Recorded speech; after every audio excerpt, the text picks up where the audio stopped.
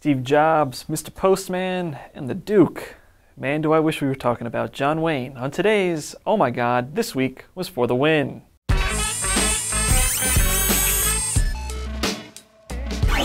Welcome one and all to the landmark 13th episode of Oh My God, This Week Was For the Win. I'm your host, Luke Brown. Yeah. Thank you. You may remember me from Hadco Games, Earth's Mightiest News, or as the guy who gave Gallagher the idea to smash watermelons. Gross. Thanks. Sorry.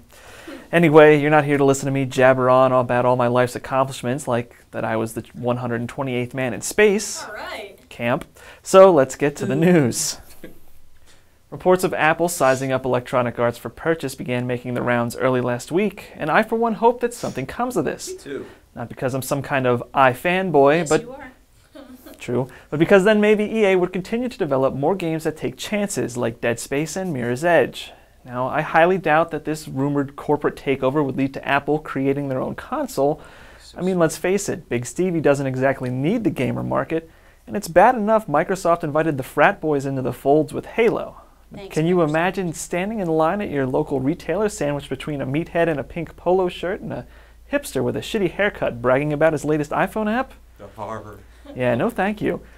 In related news, our sources inside Commodore International have heard rumblings of the company seeking to acquire LJN in an effort to compete. Good luck.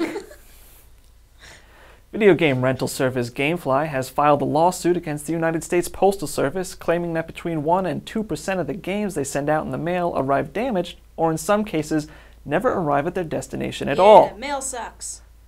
A number of postal employees have already been arrested in response, but come on. You can't tell me that some of these reports aren't just you know what? This isn't a story. People are stealing games. What? Shit happens. Nice. I'm just going to tell some classic mailman jokes instead. Yes, vaudeville, Luke. What does it mean when the post office is flying its flag at half-staff? I don't know what. does it mean? They're hiring. Ooh.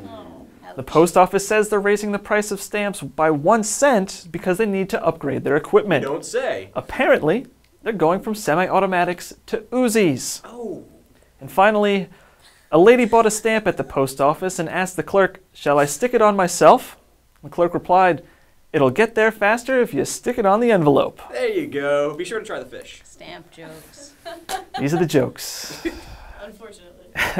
In an announcement that I'm sure surprised no one, 3D Realms is apparently closing their doors for good. Sad. Whether or not it's because they failed to develop a video game in the last 12 years is unknown, but in all honesty, it's not like we're going to even know they're gone. Someone might.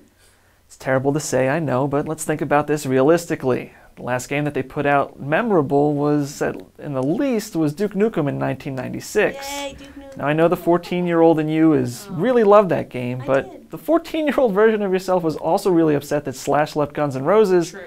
and also went to go see Twister in the theater 5 times that summer. That movie was awesome. I I like was Twister. 22. Yeah, I mean, but can you really trust that guy's opinion? Who? Besides, it's not like Duke Nukem Forever was actually ever going to come out. Those latest screens were just another part of the longest-running practical joke in history, aside from the moon landing. Ah, I love that one. JFK's still yucking it up. Now, if you'll excuse me, I need to run to Wawa as it appears that I'm all out of bubblegum. And Joel. Thanks for watching, and I'll see you next time.